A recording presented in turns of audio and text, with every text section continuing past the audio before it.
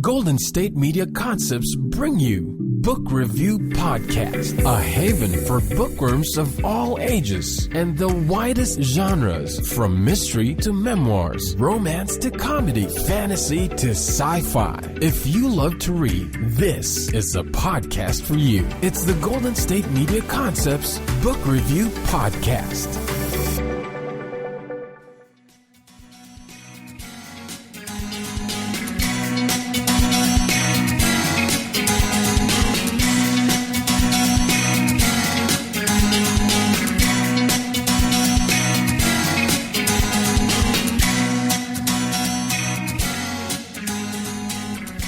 Hello and welcome to the GSMC Book Review Podcast, brought to you by the GSMC Podcast Network.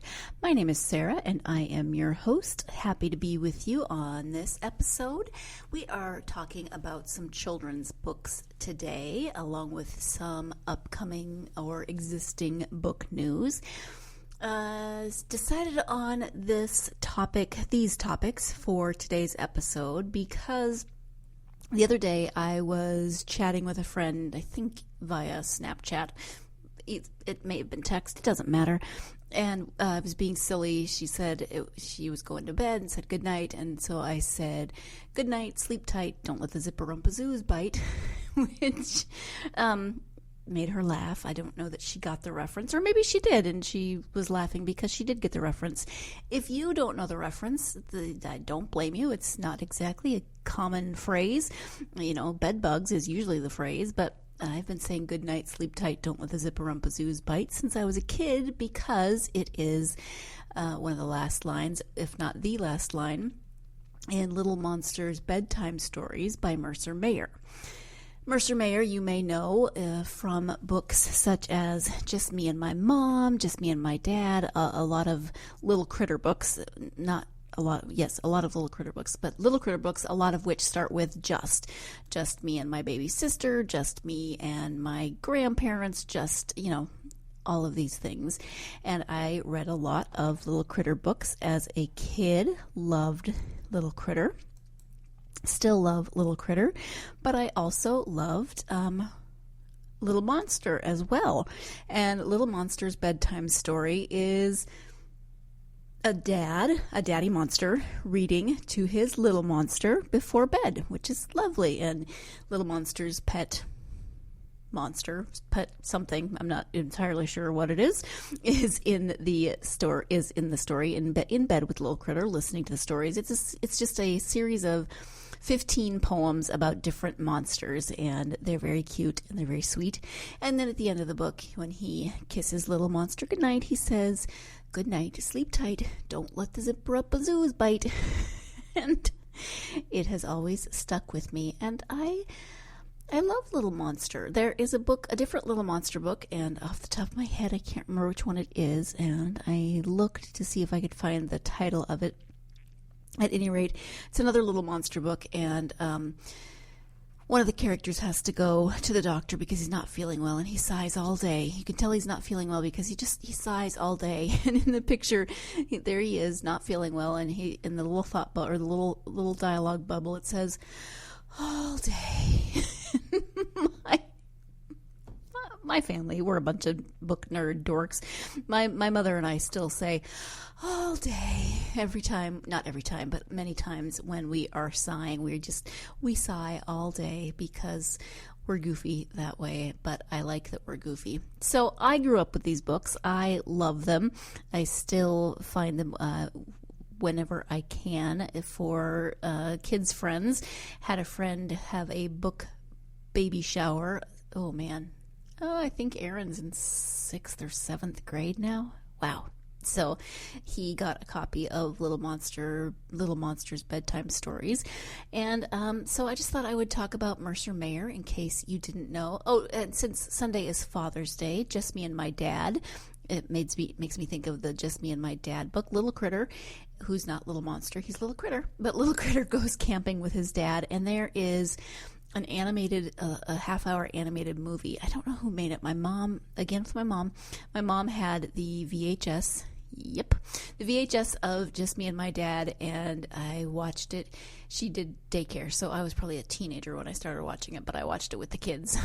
Yeah, I watched it with the kids. No, I totally watched it just for me also, but it's adorable. The little kid who voices Little Critter, that little kid's probably 40 now or whatever, but he he had this adorable little voice, and so Little Critter and his dad go camping, and it's very sweet. There's one book where Little Critter is trying so hard. I wanted to do so many things just for you, but, like I wanted to not splash in my bath just for you, but there was a storm. There's water everywhere, and Little Critter's mom is like, oh man, why does my kid do this? It just makes me roll my eyes. But in case you don't know Mercer Mayer, or maybe you know Little Critter and Little Monster, but you don't really know much about Mercer Mayer, because I realized that I don't think I know very much about Mercer Mayer. So I went to littlecritter.com, which is the Mercer Mayer website, and his bio says, I began illustrating books in 1966. Since that time, I have published over 300 books. Most of my books are about things that happened to me when I was a little kid. Now I'm a big kid, and I write about things that happen now, especially with my own children and grandchildren.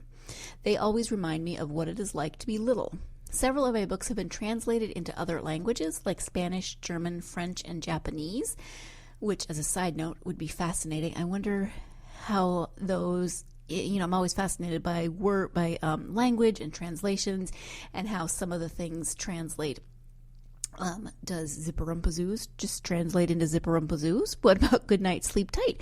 I don't know, all those fun things. But the bio continues, I was born in Arkansas in 1943. Boy, that was a long time ago. It's real fun to be an old kid. When I was 13 years old, my parents and my sister and I moved to Hawaii. After high school, I went to Honolulu Academy of Arts. Then I went to New York City and the Arts Students League. A few years later, I began writing children's books. Then I moved to New England. My wife, Gina, and I write the Little Critter stories together. In 2007, I was chosen to be the National Book Festival Artist of the Year and went to Washington, D.C. It was nothing short of amazing. At the Pavilion of States, I signed books, showed people how I draw, and played my ukulele. There were author pavilions showcasing more than 70 American authors, illustrators, and poets. And then there's a picture of him next to the special poster that he created for it, and it's very fun, very, very, very him. It's definitely his style. So if you aren't familiar with Mercer Mayer and you are looking for some fun children's books, then I would definitely check out Little Critter and Little Monster. Little Critter definitely has more books than Little Monster, but I loved them equally growing up for different reasons. They're just, I don't know, they're just so sweet. And I love the illustrations. I love the simple messages behind them, like Little Critter with Just Me and My Mom. He's trying, or Just for You, excuse me. That's the one where he's trying so hard. I wanted to do this just for you. And I wanted to make breakfast just for you, but the eggs were slippery and there's eggs on the floor and poor mom has to clean them up, of course.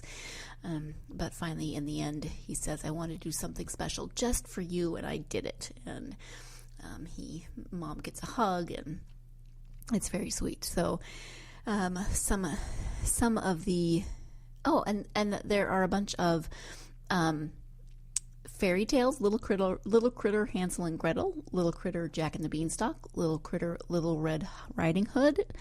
I did not. I knew that because I've seen the cover. I've seen the drawings from Little Critter, Little Red Riding Hood, which is hard to say, but I hadn't really thought about it. But there's a Valentine's one. There's Easter, Mother's Day, Valentine's Day, and then there's the one I Was So Mad. That's a great one for talking about feelings and expressing feelings. But so many that start with just a day at the pond, just a dump truck, just a little critter collection, just a little luck, just a little music. You get the idea.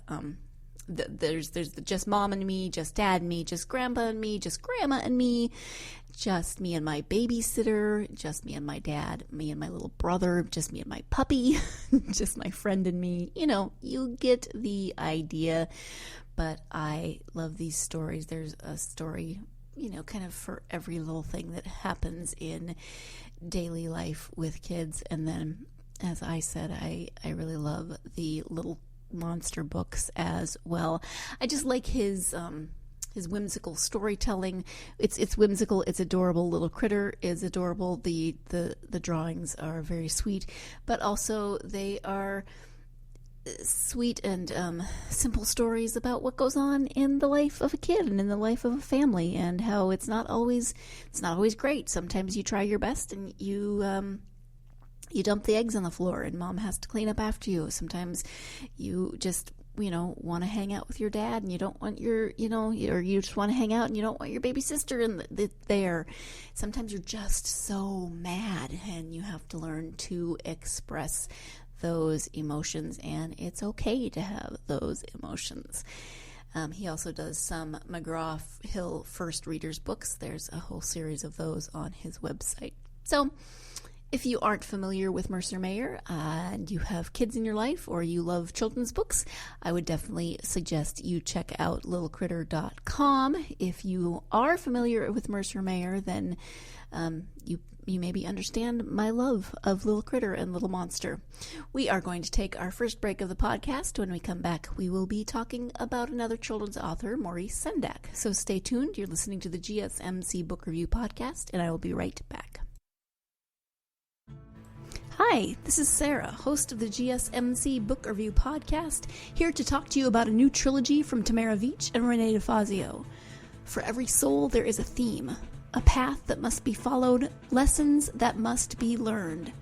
This is the basis of The Emissary, Book 1 of the One Great Year series, a tale of love reborn throughout the ages, of epic battles between good and evil, and of how the consciousness of humanity ebbs and flows through the endless cycles of light and dark. Tamara and Renee are a husband and wife writing team who love researching historical and spiritual information, and I am excited to say that they will be joining me on the GSMC Book Review Podcast on June 18th to talk about The Emissary and the One Great Year series. Released by Waterside Productions, Inc., The Emissary is available at Amazon.com or by ordering through your favorite bookstore. Make The Emissary part of your summer reading list today.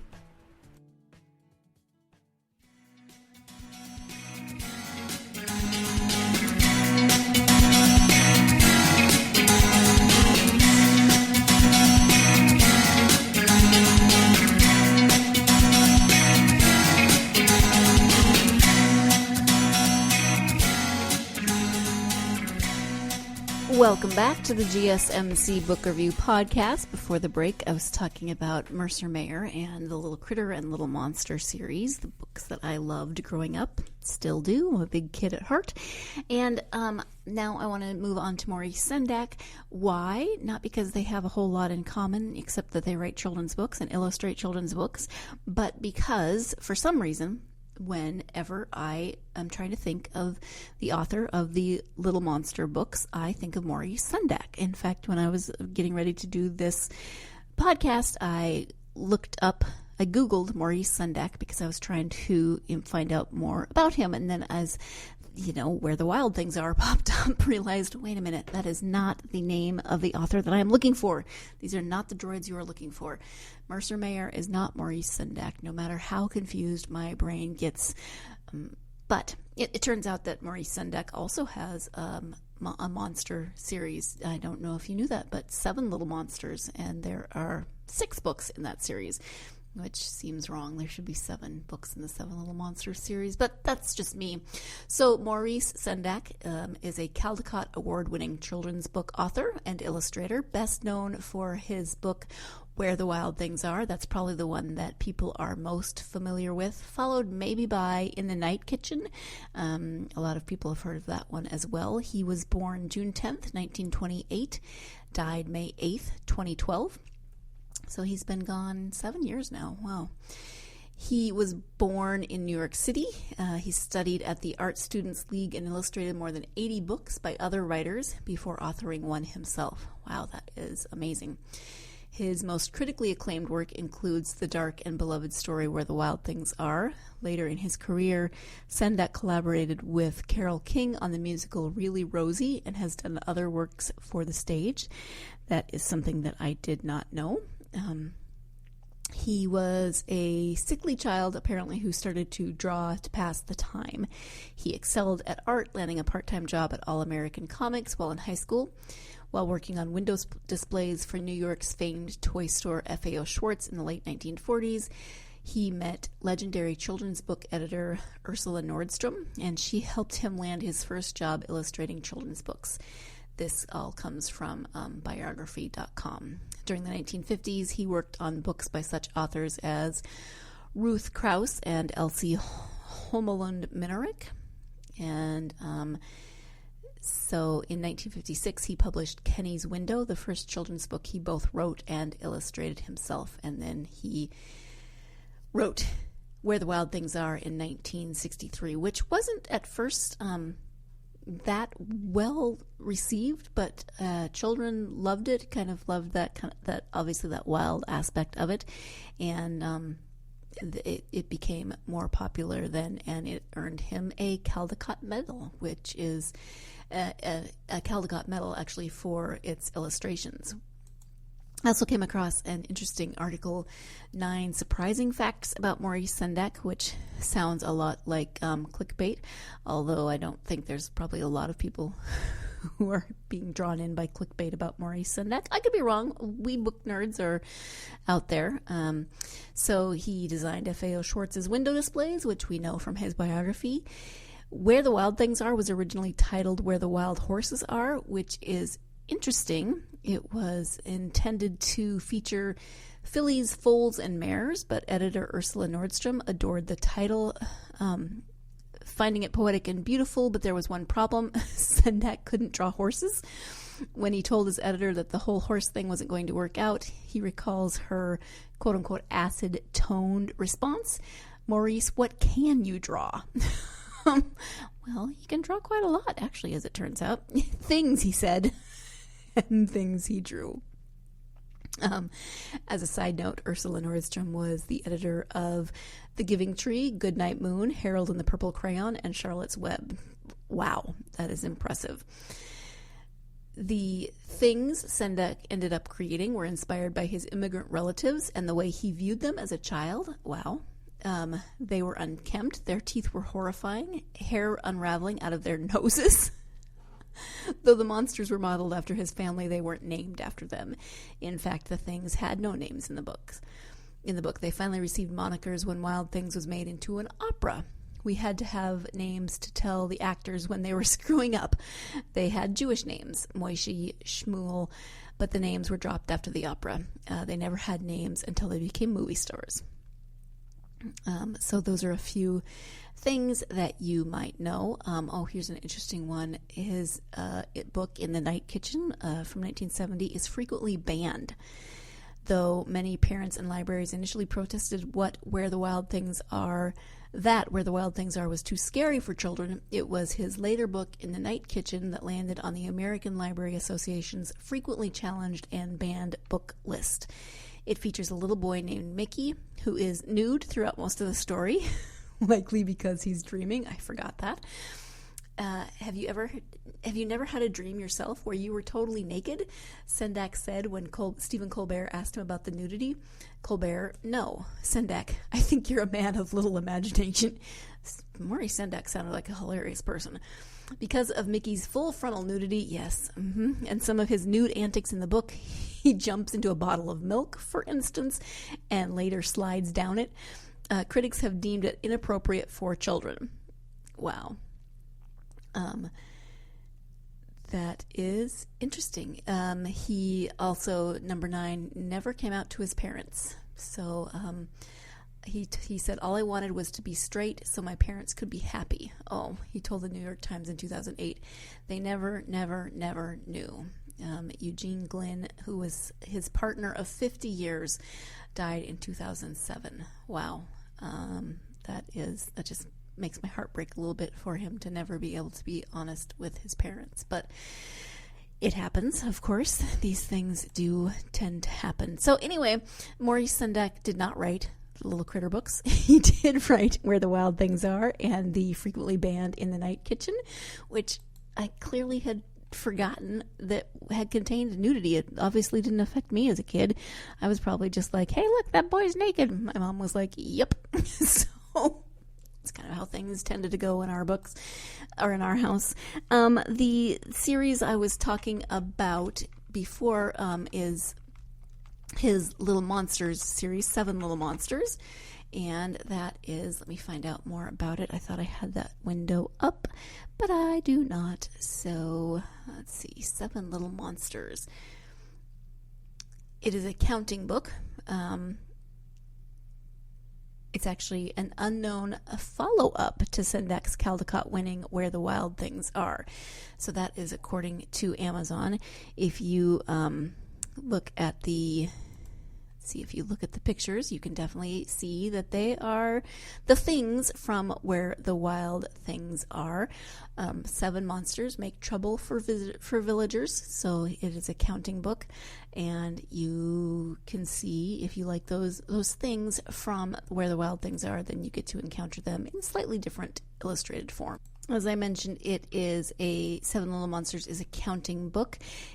The 7 giant monsters actually are each named as a number, which makes sense since the things were not named and Where the Wild Things Are. So 1 through 7 line up together, and then they start causing mischief. 1 flies, 2 uses his nose to dig a hole, 3 scares a town, 4 eats tulip trees, 5 drinks the seas, 6 sleeps on houses, and 7 unscrews his head. That's disturbing. The final frame shows the giant monsters captured and restrained by the relatively tiny townspeople. Oh, poor monsters. Well, except that they were causing trouble. Anyway, there was also a PBS Kids show of the same name that ran from 2000 to 2004, so maybe you are familiar with that. That is just a little bit about Maurice Sendak, who sounds like he was a pretty amazing guy. And he did illustrate, I've talked about the Mrs. Piggle-Wiggle books on this podcast before, and he illustrated Mrs. Piggle-Wiggle's Farm, which, again, was one of my favorite books growing up. So one of my favorite books, and he was an amazing illustrator, so I like that he illustrated one of my favorite books. Can't go wrong with that. We are going to take a break, and when we come back, we will be switching from children's books to some book news from authors that we've had on the podcast. So stay tuned. You're listening to the GSMC Book Review Podcast, and I will be right back. Tired of searching the vast jungle of podcasts? Now listen close and hear this out. There's a podcast network that covers just about everything that you've been searching. Hey! The Golden State Media Concepts Podcast Network is here. Nothing less than a podcast bliss with endless hours of podcast coverage. From news, sports, music, fashion, cooking, entertainment, fantasy, football, and so much more. So stop lurking around and go straight out to the Golden State Media Concepts Podcast Network. Guaranteed to fill that podcast itch. Whatever it may be. Visit us at www.gsmcpodcast.com. Follow us on Facebook and Twitter, and download us on iTunes, SoundCloud, and Google Play.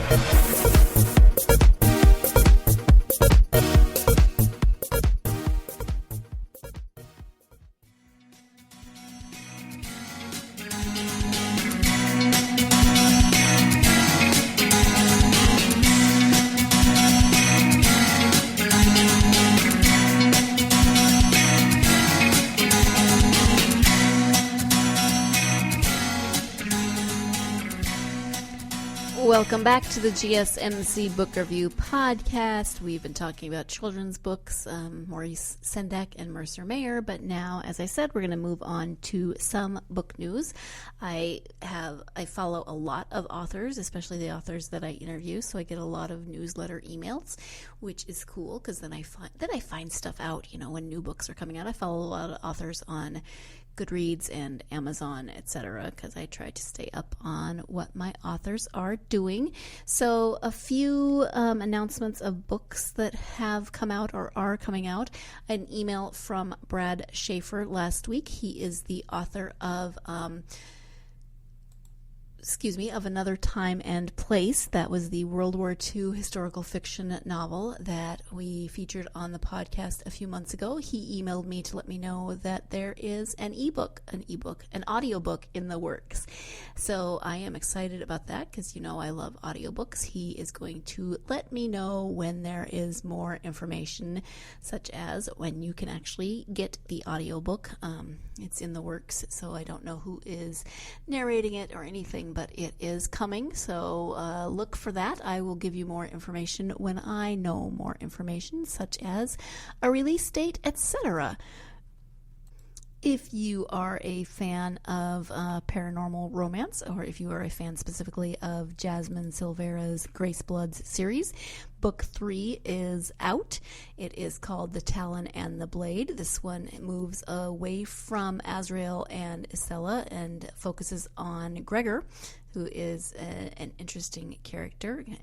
Over 200 years, Gregor Schwartz earned his brutal notoriety as the necromancer Azrael's pitiless enforcer. Few, living or dead, dare to cross him.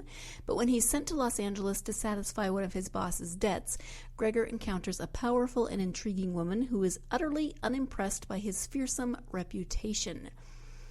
Trained by samurai, her skills honed to perfection through a quest for vengeance, Anna Gozin serves as judge, jury, and executioner for Raymond Nightfeather, the necromancer of North America. Anna is exquisitely proficient and certainly needs no help from an outsider, especially a trigger-happy immortal with a reputation for lunacy. But when a plot to overthrow Raymond comes to light, Anna is forced to work with Gregor to hunt down and destroy a grace-blooded monster responsible for a series of vicious attacks. If these two solitary warriors can surmount the pain of their separate pasts, they just might prevent total chaos and capture a future together. So Jasmine mentioned when she was on the podcast that Gregor was one of those characters that really intrigued people and intrigued her as an author, so she decided to give him his own book. She will continue telling Azrael and Isella's story, but now it's taking a slightly different turn as we focus on Gregor and get to learn a little bit more about him, because he is very taciturn. He is very at times unlikable, but also somehow a little bit likable. I'll be interested to see. I always like when I get to learn more about a character, especially one that kind of, not sure, do I like him, do I not like him? Let's find out more. In other book news, Priscilla Oliveras, who has also been on twice on the podcast, has a new story in an anthology. That anthology is called Once Upon a Wedding, a Fiction from the Heart Second Chances anthology. Priscilla's contribution to the anthology is called Always Yours. With love in the air at a familial wedding, two high school sweethearts separated by misguided mistakes just might find their second chance for a happily ever after together. There are 11 stories in this one, 11 second chance romance novellas in one book. So if you are a fan of novellas, if you are a fan of Priscilla's, which I am, then you maybe want to check this out. And the other authors contributing are Jamie Beck, Tracy Brogan, Sonali Dev, K.M. Jackson, Donna Kaufman, Sally Kilpatrick, Falguni Kothari, Priscilla, of course, Hope Ramsey, Barbara Samuel, and Liz Talley. Speaking of anthology, Laura Heffernan it's not an anthology, it's actually a series, but it is a series of books, the Oceanic Dreams series. It's an 8-book series, and Laura has a book in this series. Hers is number 2. It is out now. It's called Time of My Life, a romantic comedy, and as I said, it is number 2 in the Oceanic Dreams series. Janie's never felt this way before, but passengers are off limits. It's only one dirty dance. What could go wrong? Legend says everyone who boards the Oceanic Aphrodite finds love. Janie's on the ship to teach pole fitness, not for romance. Then she meets Frank. He's everything Janie isn't. Refined, classy, rich, but his good looks and charm make him undeniably appealing. Unfortunately, he's also a passenger. When Janie's partner can't perform in the end of cruise talent show, Frank offers to fill in. He's never done pole, but she's got time to teach him. As they grow closer, Janie finds herself hoping the legend is real, but if she gives in to temptation, she could be out of a job. So it sounds like Dirty Dancing a little bit, only with the roles switched. I like it. I haven't read it yet, but it's on my always growing list. Laura Heffernan, if you don't remember, has been on the podcast. I believe she's also been on twice, and she was on for her Reality Star series, a trilogy of books featuring a couple who met on a reality show and then their experiences with a second reality television series, well, two other reality series TV shows, and they're pretty funny, especially if you're a fan of reality shows. She also has a new book and a new series coming out. You can pre-order it. It's not out yet. Comes out in August 13, and it's the Gamer Girls series, and the first one is called She's Got Game. Travel blogger Gwen Williams is about to live the dream, competing in the annual American Board Game Championship. She's up against some stiff competition, namely legendary gamer and 4-time champ Cody McKay.